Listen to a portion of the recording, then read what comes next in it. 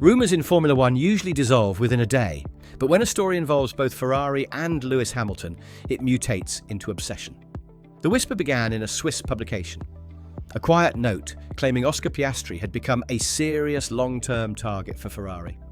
Within hours, it was paddock chatter. Not because of the name, but because of the timing.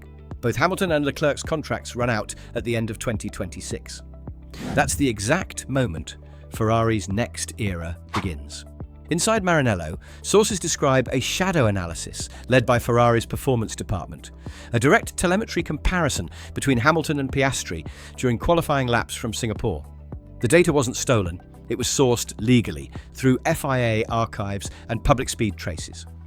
But what the engineers saw mattered. Piastri's throttle curve was almost unnervingly clean, averaging 4 km per hour faster mid-corner in turns 7 and 9. His lift points matched Hamilton's, but his brake modulation reduced peak rear slip by nearly 3%. Translated into race trim, that's worth roughly 0.2 of a second per lap, the kind of invisible margin that wins titles when everything else is equal. For Ferrari, still wrestling with an unstable rear end and a driver pairing that doesn't always agree on setup direction, the idea of importing McLaren's precision-built calm is deeply attractive. Politically, the rumour fits Ferrari's playbook. The team has always balanced legacy with opportunism. One foot in history, the other in ambition. Hamilton brought them headlines and sponsorship power. Piastri would bring longevity and data-driven evolution. Combine the two, and you get a pairing that could bridge generations, if it doesn't implode first. But Hamilton knows how fast admiration turns to competition in this sport. Piastri isn't a junior looking for mentorship. He's a world championship leader, with a calm defiance that reminds veterans of a young Alonso walking into Renault in 2003. And that's why the whispers matter. Ferrari aren't scouting the next driver. They're testing the chemistry of a future civil war. Because if Piastri ever walks into Maranello, the stopwatch won't be the only thing deciding who leads Ferrari's future. To understand why Ferrari's engineers are fascinated by Oscar Piastri, you have to strip away the paint and look at driving DNA. Hamilton and Piastri approach speed from opposite philosophies that, when combined, could either elevate Ferrari to perfection or split it in half. Hamilton's style is aggressive harmony. Brake late, rotate the car with instinct, and trust that the rear will catch the slide. It's why he dominated in eras of high downforce, heavy braking, and energy recovery finesse. His telemetry tells the same story every lap. Decisive inputs, tiny corrections, and courage written in milliseconds. But the current Ferrari, unstable on entry, nervous on traction, punishes that boldness. The SF25 doesn't like to be bullied. It needs to be negotiated with. That's where Piastri's craft becomes the missing piece. His inputs are calm, methodical, and eerily repeatable. Engineers at McLaren describe him as algorithmic.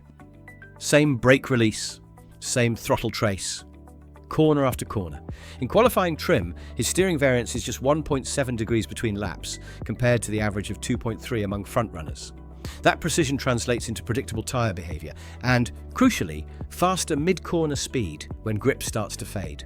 To Ferrari, a driver like Piastri offers something Hamilton cannot: stability under chaos. A control variable inside a team famous for drama. But that also makes him dangerous. Because stability in Formula One politics can look a lot like superiority. If Piastri arrives and immediately adapts to Ferrari's nervous car, the perception will flip. The legend struggling with instability, the newcomer taming it effortlessly. Hamilton knows how this narrative builds. He's seen it with Rosberg, with Bottas, even with Russell. Every teammate who matches him becomes a story about succession. And inside Ferrari, stories become power. So while the engineers see potential synergy, Hamilton's instincts see something else. A mirror. Someone who exposes not weakness, but evolution. The next generation, written in papaya orange. Ferrari didn't invent the Piastri rumour. McLaren did, unintentionally. The tension between Piastri and Lando Norris has been simmering since the Hungarian Grand Prix, but it boiled over in Singapore. On lap 1, Norris clipped Piastri at turn 1, damaging the Australian's front wing. McLaren reviewed the incident and called it a racing moment. Inside the garage, it didn't feel that way. Piastri's radio crackled with a calm but cutting line.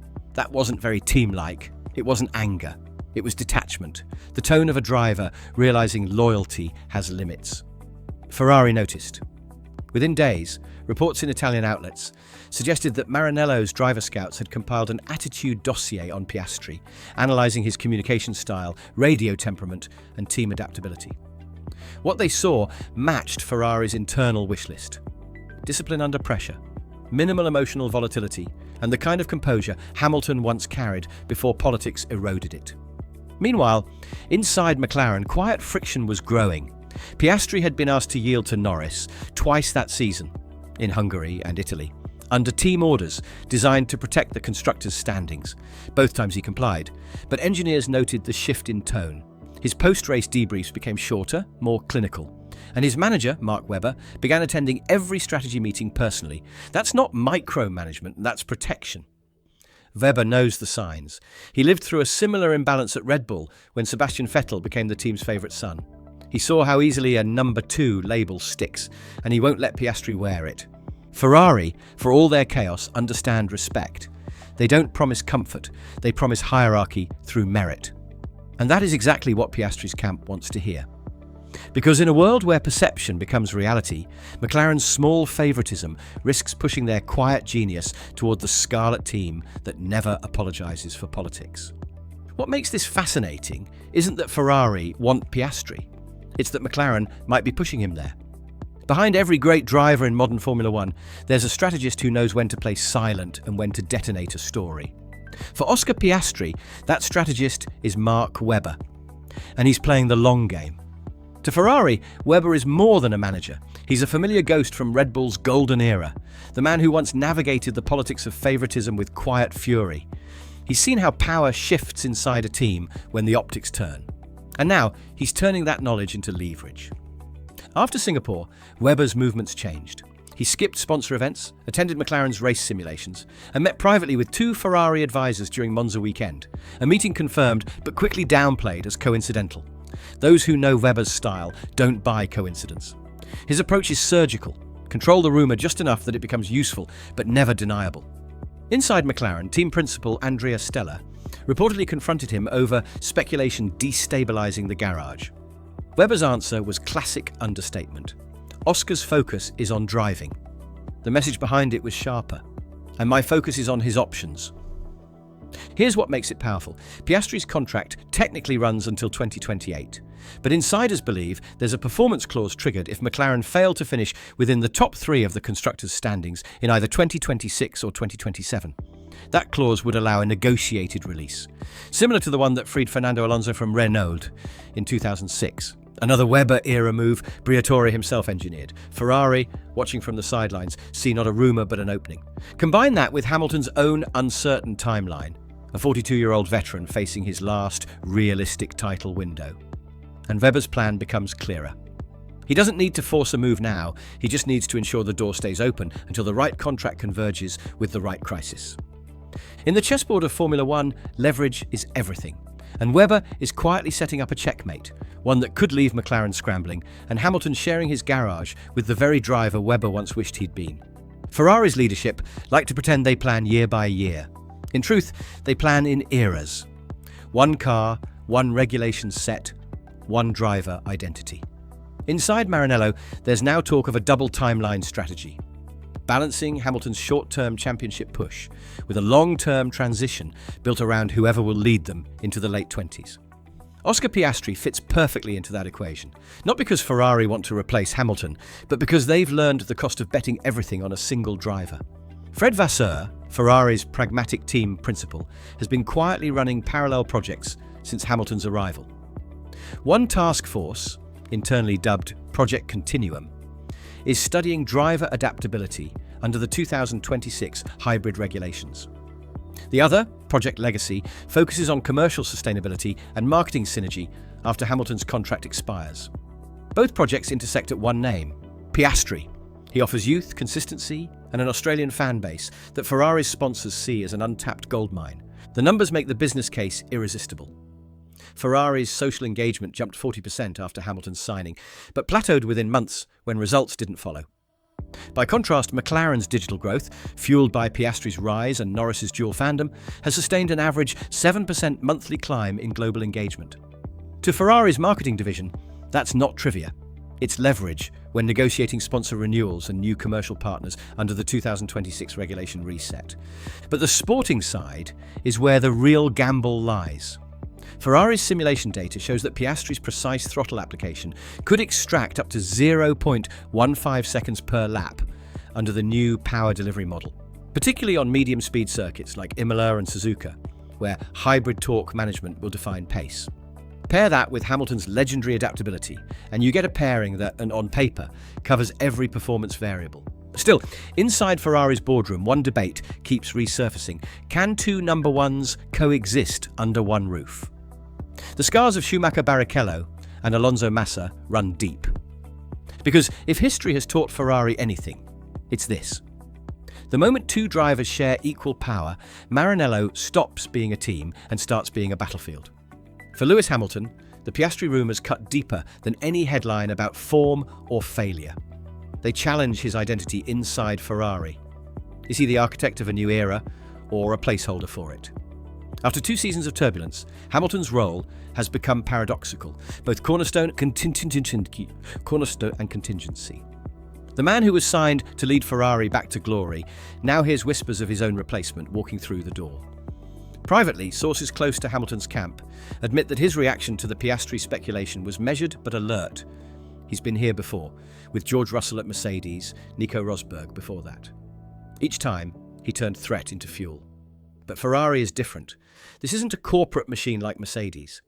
It's a political ecosystem where perception shapes reality faster than results do. Hamilton's telemetry may still show brilliance. His entry precision in Monaco's swimming pool section was the fastest of any driver in 2025, with a micro correction rate of just 1.9 degrees per steering input. Yet statistics can't compete with narrative. Every time Piastri wins, the conversation shifts from Hamilton's adaptation to Ferrari's next chapter. And that's a psychological weight no simulator can replicate. What complicates matters further is Hamilton's contract horizon.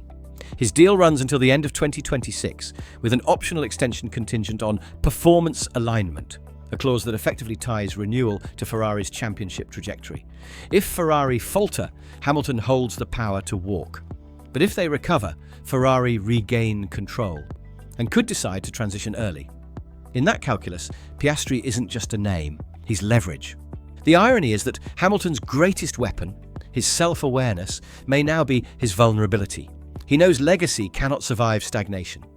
That's why insiders believe Hamilton's tone has shifted in recent briefings, less defiant, more strategic. As one engineer put it, he's planning moves like he's already thinking 2 years ahead. The whispers about Piastri joining Ferrari don't exist in isolation.